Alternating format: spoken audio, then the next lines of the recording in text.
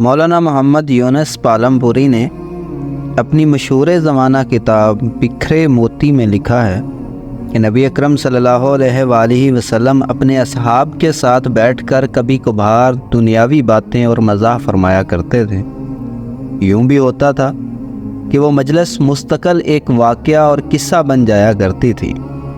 ایک مرتبہ نبی کریم صلی اللہ علیہ وآلہ وسلم اپنے رفقا سیدنا ابو بکر صدیق، حضرت عمر فاروق اور حضرت عثمان رضوان اللہ علیہ کے ساتھ حضرت علی کے گھر تشریف لے گئے۔ سیدنا مولا علی رضی اللہ تعالی عنہ کی اہلیہ بی بی سیدہ فاطمہ نے شہد کا ایک پیالہ ان کی ہم حضرات کے مہمانداری کی خاطر پیش کیا۔ شہد اور خوبصورت چمکدار پیالہ،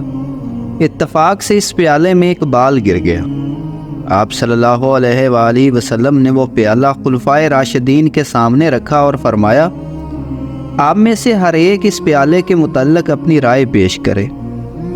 حضرت ابو بکر صدیق فرمانے لگے کہ میرے نزدیک مومن کا دل اس پیالے کی طرح چمکدار ہے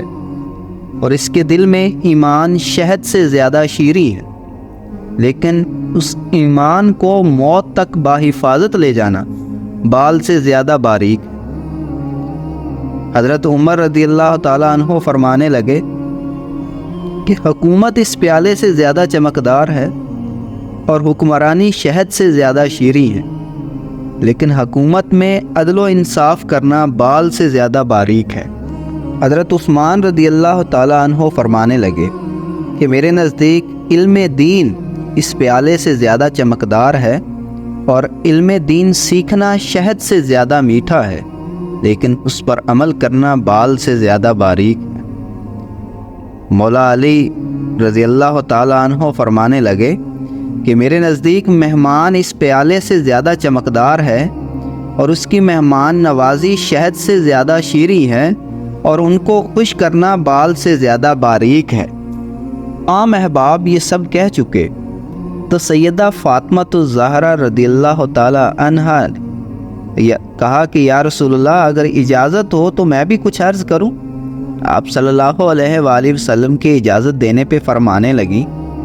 عورت کے حق میں حیا اس پیالے سے زیادہ چمکدار ہے اور اس کے چہرے پہ پردہ شہد سے زیادہ میٹھا ہے،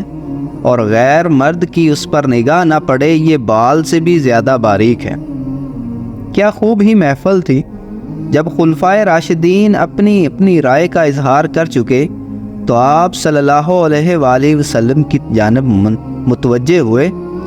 ادھر سرکار دو عالم صلی اللہ علیہ وآلہ وسلم کے لب مبارک ہیں تو زبان نبوت سے یہ الفاظ مبارک نکلے